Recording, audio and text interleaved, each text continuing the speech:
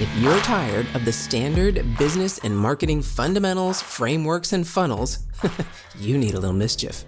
Get ready to turn up the volume on the CEO Mischief Maker podcast, where you access conversations with seasoned business owners who have smashed through mindset barriers, innovated the standard boring business and marketing playbooks, and executed future-paced strategies with bleeding-edge tools and tactics to micro-fail their way into massive success and growth. We are Mindset Impact Strategic Catalysts helping innovative entrepreneurs focus. We are CEO Mischief Makers. Ready to make a little mischief?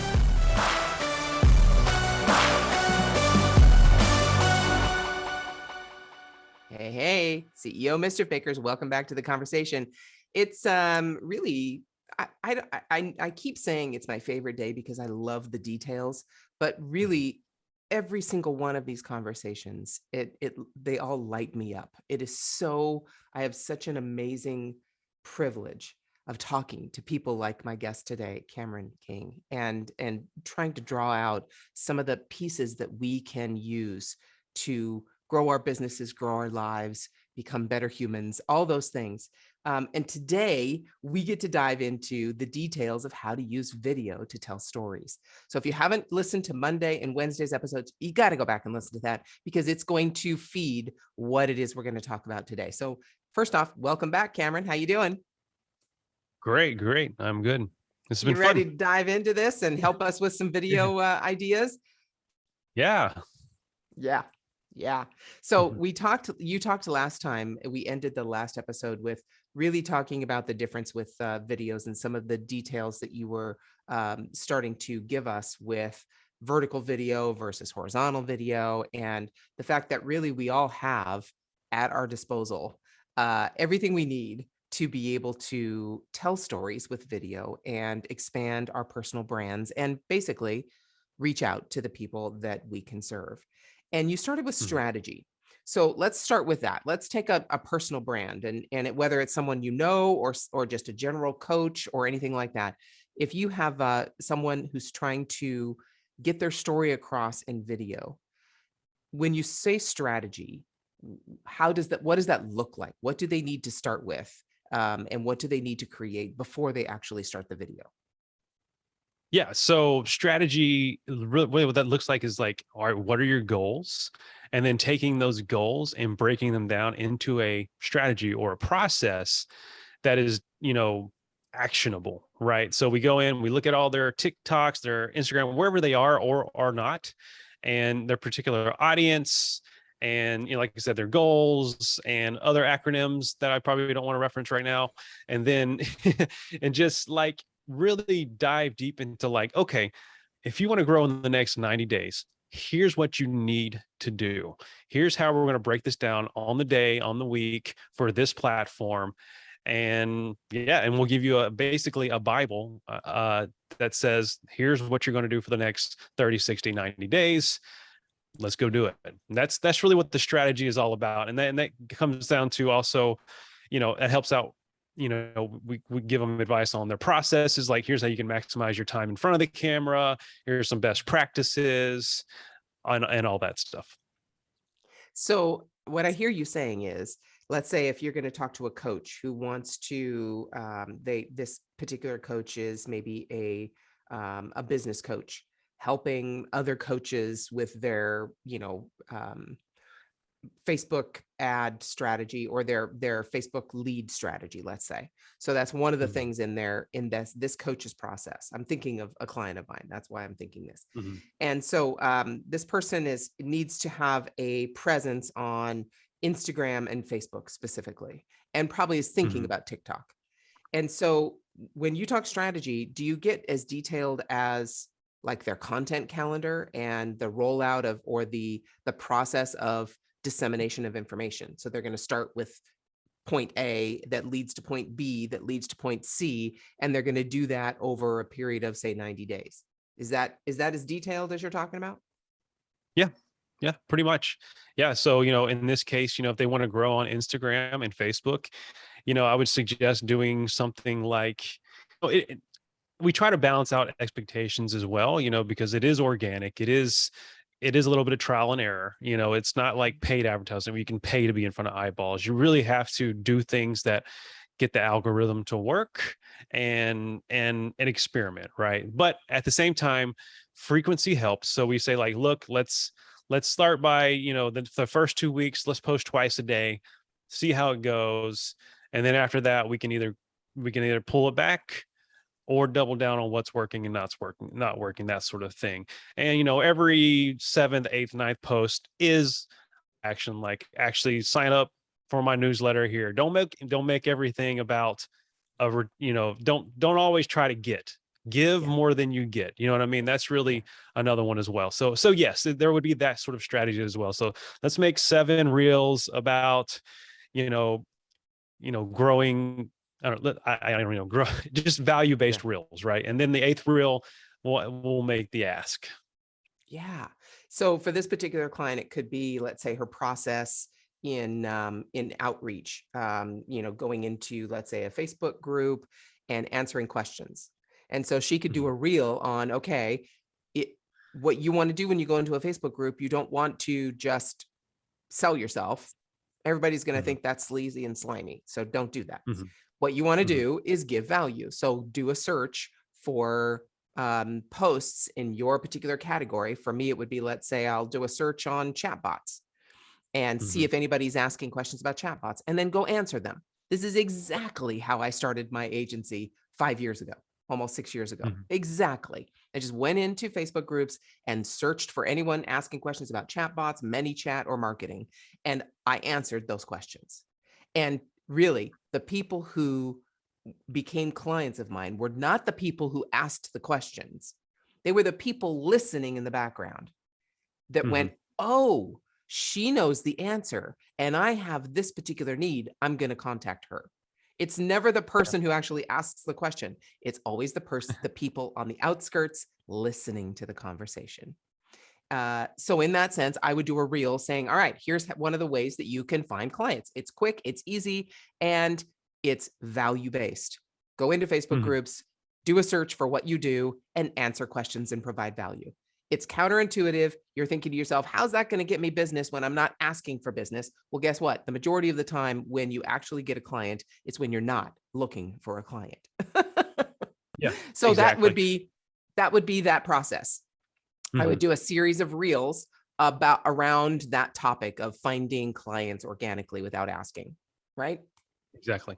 Correct. Yeah. Yes. Yeah. Yep. And people will follow along. Like once you give them one golden nugget, they'll hit like, or they'll hit the heart button, or they'll hit follow. Is like, and you can even say at the end of like second or third one, look, I have a series on this. The next 7 reels are going to be about this. Follow along for more, and you have a follower, and eventually they get caught in your algorithm, and you'll be on top of their feed a lot more. And that's important as well, because then it still might take them 6 months to convert, but at least you're in their sphere, and they'll share your stuff and they'll like your stuff, and it's just the magic of organic.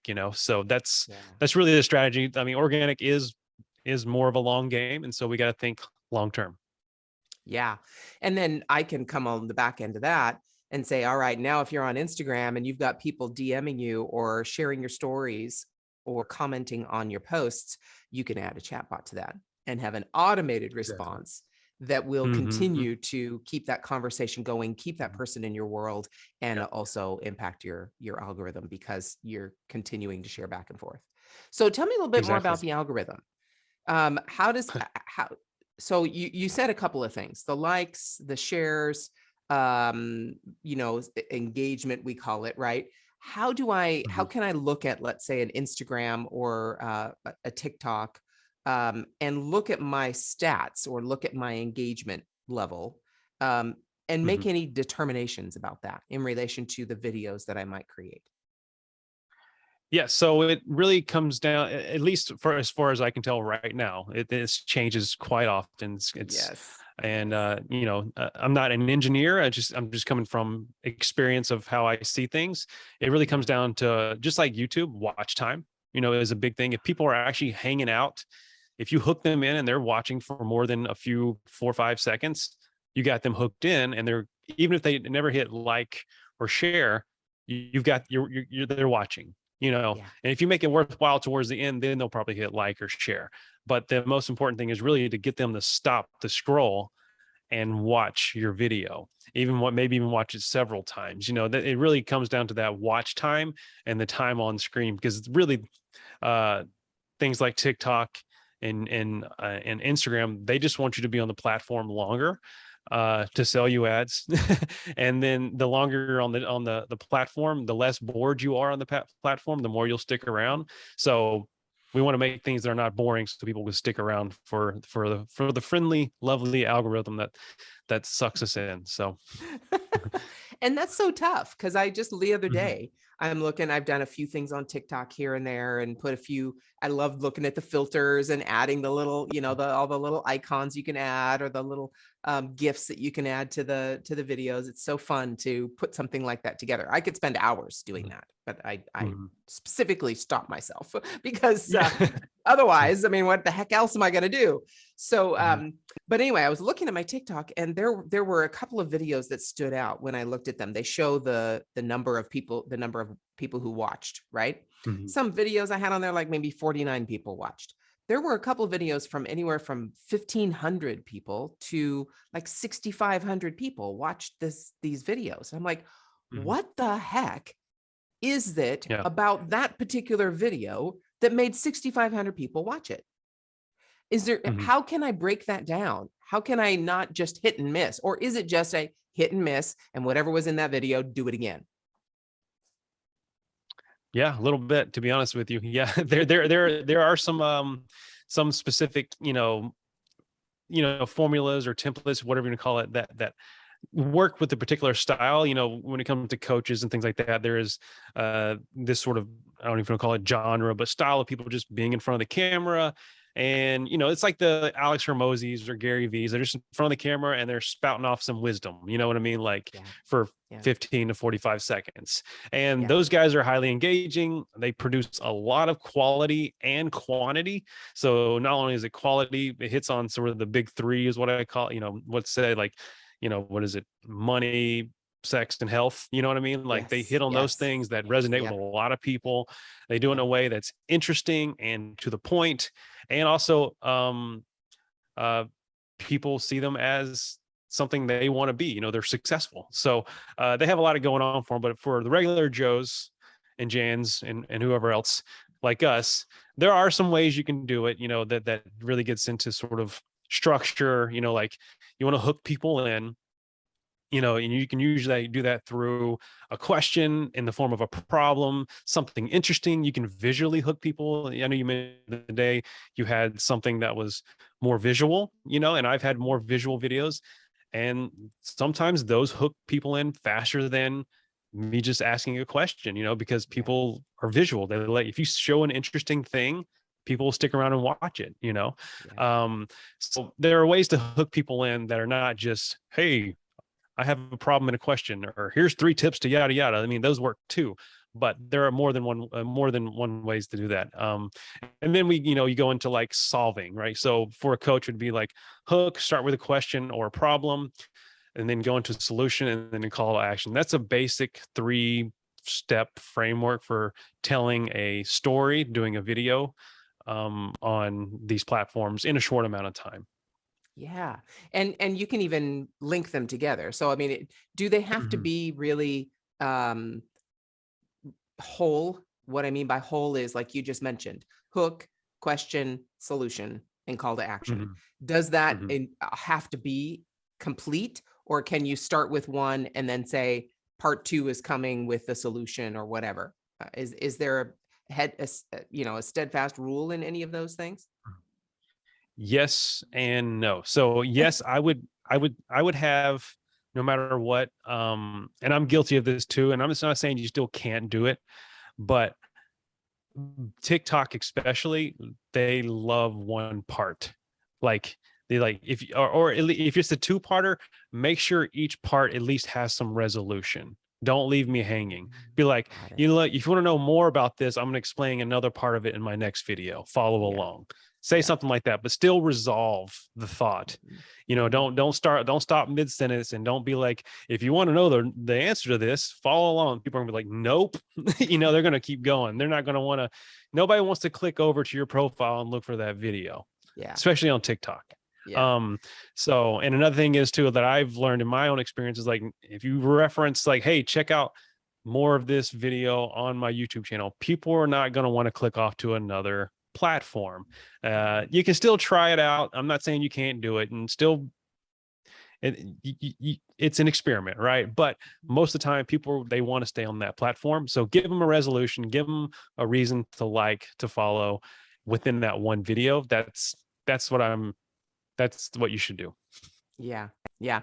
I that those videos that I was mentioning that had thousands of views on them, they were basically me talking, and they had a Mhm, visual aspect on the screen. And, they mhm, had a little GIF that was, moving and mhm, supporting what it is I was saying. Um, and I,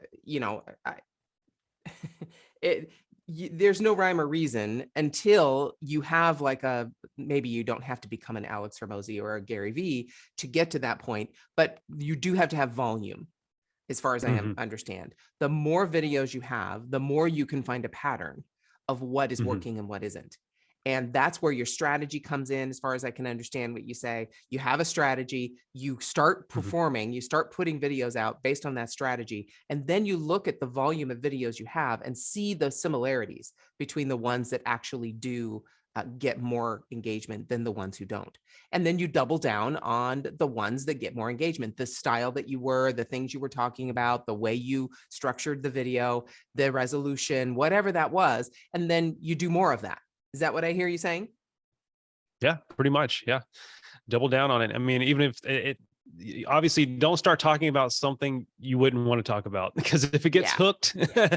and people can latch onto it, you're like, I actually don't want to talk about cooking videos, like or whatever it is. I mean, it's still okay as a personal brand. It's still okay to do personal things.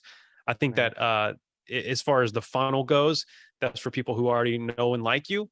But as far as that top of the funnel stuff, actually getting new eyeballs, Yeah. stick with your thing. And then, you can obviously break out and, show yourself cooking or exercising or whatever it is you do in your normal life that makes you human. That's fine too. Yeah. Um, but don't make it your thing, the thing you Yeah. do, if you don't want it to be the thing you do. Yeah, yeah, definitely. Yeah, had a fun idea that I'm starting to Mhm, implement with a kind of a structure of the video, and it's really fun, and I can't wait to do more of it. And I got a really good response, and it's basically mhm, setting up the video and to tell a real quick story. It's mhm, really fun to once you get mhm. over your self conscious feelings, which we all have. No one Yeah. out there is not self-conscious about how they look, how they sound, what they look like, are they thin enough, fat enough, whatever enough. Mhm. Get over that and just do it. And once you get Yeah. to that point, you can actually have fun with it. What's the most fun video you've made? Oh, fun video from you personally. Yeah. As far as my own personal stuff, I actually did a series of videos. Me and my family went to New Orleans over the summer, I believe, or maybe it was late spring. And I just like every day, it was like a 5-day trip. And every day I just made like a quick 1 minute or less sort of highlight reel of my day, using transitions like in camera transitions and, just experimenting with using my phone because I'm so used to using DSLR all the time. Like, you know what? Let's see what I can do with my phone, just for fun. And then, I would just highlight all the different places we went to, and those things got like 10,000s of views. I'm like, that's cool. I didn't have to say a thing. That was awesome. And I was like, I wonder if I can be a travel vlogger now, I know. but at the same Yes. time, I'm a little too that sounds awesome, but the season I'm in right now, maybe not now, maybe in a few years, but Yeah. the idea sounded appealing, but I'm like, oh, come back down to reality. But you know, just sorry, I might have lost track of your question there, but yeah, but that was probably the most fun I've had, is actually creating videos. And I love what you said a while ago about it being fun. It really is, what we talked about in the first part, but this is for your audience now, is getting past that mindset of being in front of a camera, or even social media in general, right? You say to yourself, I should do social media, or I have to do social media. It's a necessary evil, yada, yada. When you say those things, you're just feeding into that, right? You're feeding into that mentality. Whereas if you say, you know what, I get to show my expertise, I get to be on camera, I get to create video with a phone that I couldn't have done this 5 years ago or 10 years ago easily. And now I can just do it and I can show the world what it is I do, and I can make money just by showing, you know what I mean? It's like, it's an awesome time to live in. So don't begrudge social media. Yeah, it's there, and it's a monster you have to feed, but don't think of it that way. Think of it as like, I get to create, I get to show people my value in the world. I help people, which is, you know, intrinsically how we're built on a soul level. We're built to be here for other people. So why not do that with what you're skilled at? And you had the way to communicate that nowadays is through social media. Okay, hold on. If your mindset was shifted, you were inspired to innovate, and you were spurred into action, don't just move on with your day. Focus, my friend, and take a few minutes to visit CEOmischiefmaker.com to learn more about the value that was shared with you today. Please act now and create some CEO mischief of your own.